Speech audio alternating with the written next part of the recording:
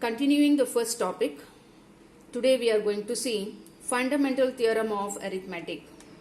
This says that every composite number can be expressed as a product of primes and this is unique.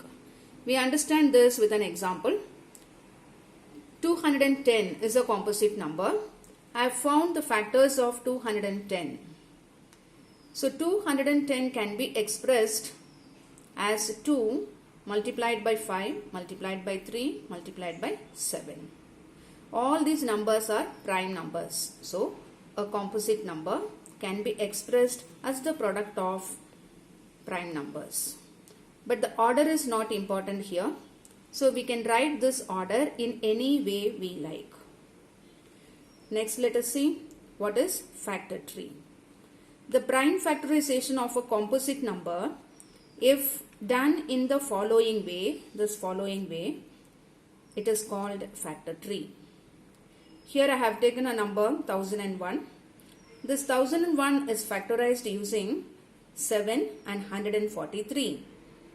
This 7 is a prime number, therefore we cannot factorize this further, whereas 143 is a composite number, therefore 143 is factorized as 11 into 13. Remember, this can be factorized using any two numbers we like. Only thing we should see, product of these two numbers should be 1001. So this 143 is factorized as now 11 into 13. Now 11 is a prime number, 13 is also a prime number. Therefore here the factor tree stops here. Factorization of the given number in this way is called factor tree method. Now let us see what is HCF. This is defined as the product of the least powers of each common prime factor. Two things we should remember. It should be the least power and it is the common prime factor. So it is the product of the least power of each common prime factor. LCM is defined as the product of the greatest power of each prime factor.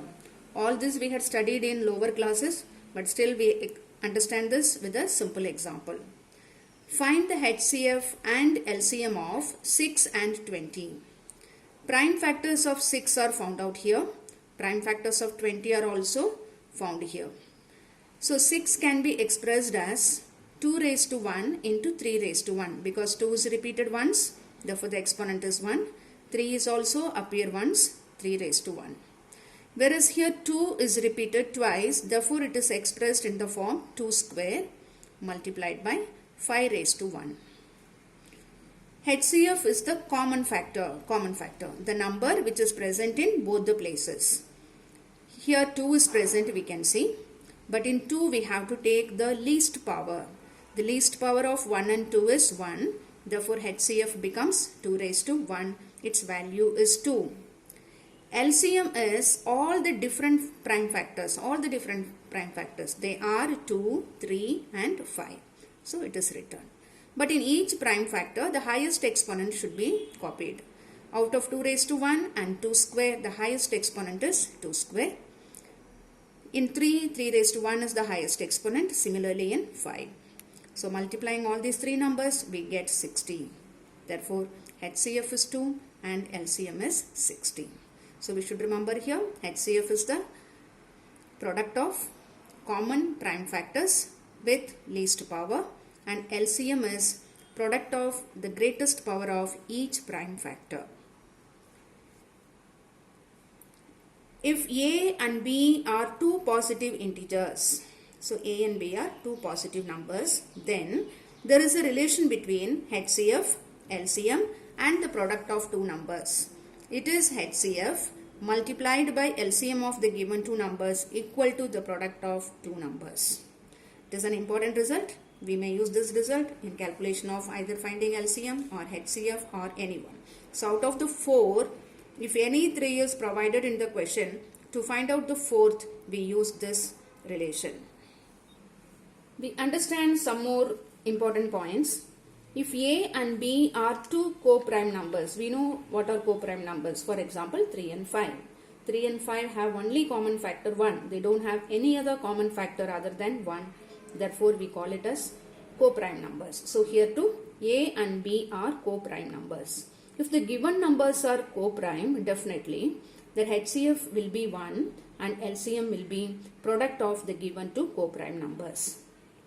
The next point is the HCF of any two or more numbers is always a factor of their LCM. When we find HCF here, this HCF will be always a factor of the LCM, and LCM is always a multiple of HCF. That is the point given over here. Now we proceed with exercise 1.2. The question is, express each number as a product of its prime factors. So number 3825 is given. We are asked to find its prime factors. Here we have chosen factor tree method. So 3825 is expressed as the product of 3 and 1275. 3 is a prime number, therefore it stops here. 1275 is factorized as 3 multiplied by 425. Again 3 is a prime number, it stops here. 425 is expressed as 5 multiplied by 85. Similarly, 85 is expressed as 5 times 17. As these numbers are prime, the factor tree stops here. 3825 is equal to 3 into 3 into 5 into 5 into 17. You can see 3 is repeated twice, hence we get 3 square. 5 also repeated twice, we will get 5 square. 17 appears only once, therefore into 17. Similarly, 7429 is expressed as prime factors using factor tree method. So 7429 is expressed as 17 multiplied by 437. 437 is the product of 19 and 23. These two numbers are prime numbers, therefore the factorization stops here. Here 17 is repeated once only, similarly 19 and 23. Therefore we get 17 into 19 into 23. In this question you can try first, second and fourth as homework sums. Let us proceed to question number 2. Find LCM and HCF of the following pairs of integers and verify that LCM into HCF equal to product of the two numbers given. I have taken the third sum over here. The numbers are 336 and 54. 336 is factorized by factor tree. All the prime factors are found. We are getting 2 raised to 4 into 3 into 7. Similarly, factor tree of 54 becomes 2 into 3 cube. 3 is repeated thrice, therefore it is written 3 cube. We know what is HCF. The common factors, product of common factors with least power. Here we find two common factors, namely 2 and 3. So it is written here.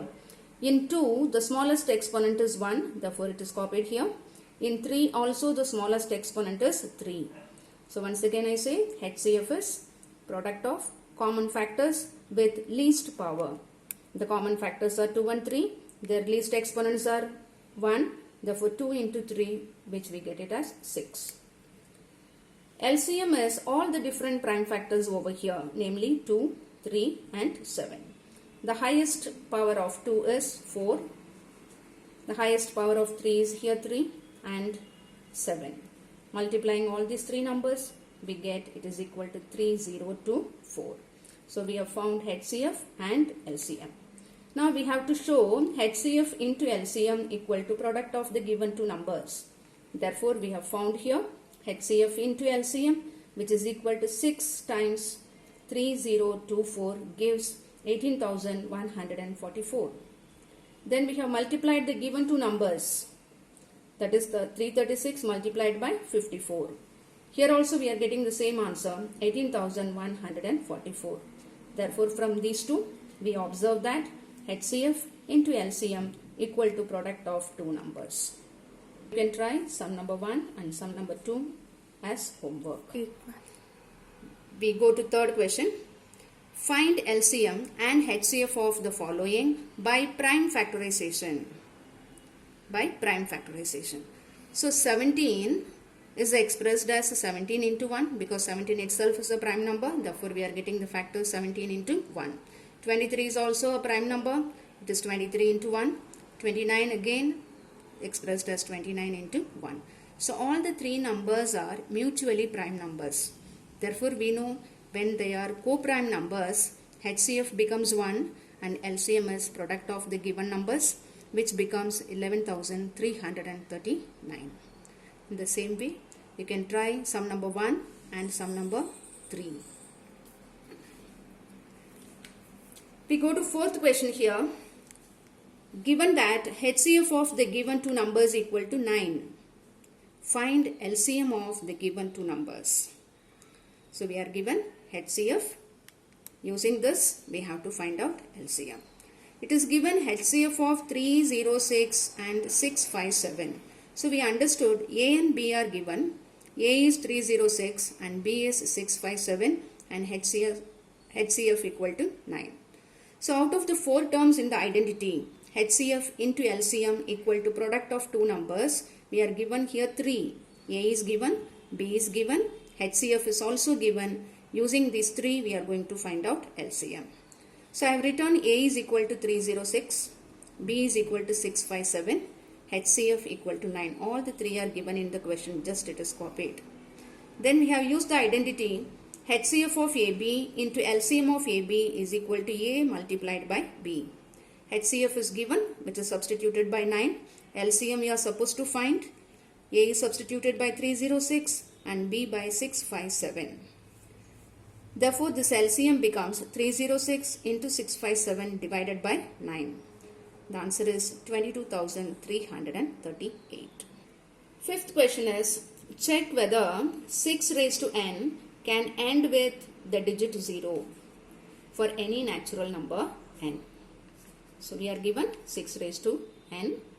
We have to check whether the value of 6 raised to n ends with the digit 0 or not. Just recall any number ending with 0, 40, 50, 60. Any number which is ending in 0, we know it is divisible by 10. If it is 40, we know it is divisible by 10. If it is 80, we know it is divisible by 10. So remember, any number ends with 0, it is divisible by 10. So here we are going to suppose, we are going to assume. If 6 raised to n ends with 0, in case the value of 6 raised to n is ending with 0, definitely it would be divisible by 10. Also remember, if it is divisible by 10, it is divisible by 2 and 5 also, because 10 can be factorized as 2 into 5. Any number which is divisible by 10 is also divisible by 2 and 5 also.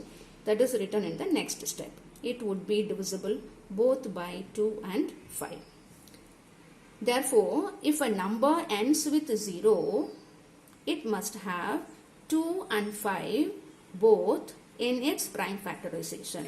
So when we prime factorize this 6 raised to n, because it is divisible by 10, because it is divisible by 2 and 5, prime factorization of 6 raised to n must have 2 and 5 in its prime factorization.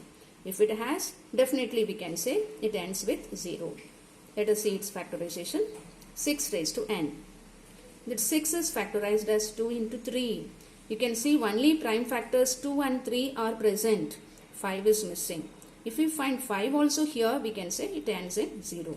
But here 5 is missing. Therefore, 6 raised to n has only 2 prime factors 2 and 3. It does not include 5.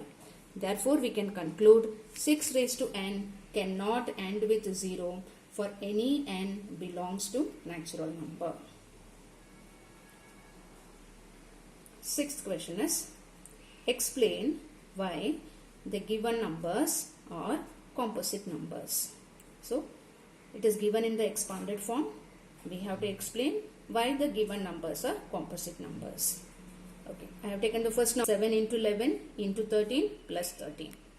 We can see 13 is present in the first place, also in the second place. So this is first place and this is the second place. 13 is common, that we have taken out. The remaining numbers are 7 into 11. 13 is taken out, so 1 is existing here. So here 77 plus 1 becomes 78. And factors of 78 are 2 into 3 into 13. Therefore, the given number is expressed as product of prime factors. Therefore, we can conclude the given number is composite number. The next sum is 7 into 6 into 5 into 4 into 3 into 2 into 1 plus 5. So we have taken common term from the first number, also from the second. 5 is common. The remaining numbers are written here, plus 1. The product of all these numbers gives 1008. So first we have added, we get 5 multiplied by 1009. So this is expressed as, I repeat, now we have to check 7 into 6 into 5 into 4 into 3 into 2 into 1 plus 5 is composite number or not. 5 is the common number that we have taken out. These are the remaining numbers we have plus 1. The product of all these numbers are found, that is 1008 plus this 1. So which is equal to 5 multiplied by 1009. So easily we can say the given number is expressed as product of two numbers. Therefore, the given number is a composite number. Any composite number can be expressed as the product of its prime numbers. Therefore, the given number is a composite number. The last sum is, there is a circular path around a sports field. Sonia takes 18 minutes to drive one round, while Ravi takes 12 minutes for the same. Suppose if both start at the same point and at the same time and go in the same direction, after how many minutes they will again meet at the starting point. So here the first person is taking 18 minutes, second person is taking 12 minutes to complete one round, then point, same direction. Answer is nothing but LCM of the given two numbers.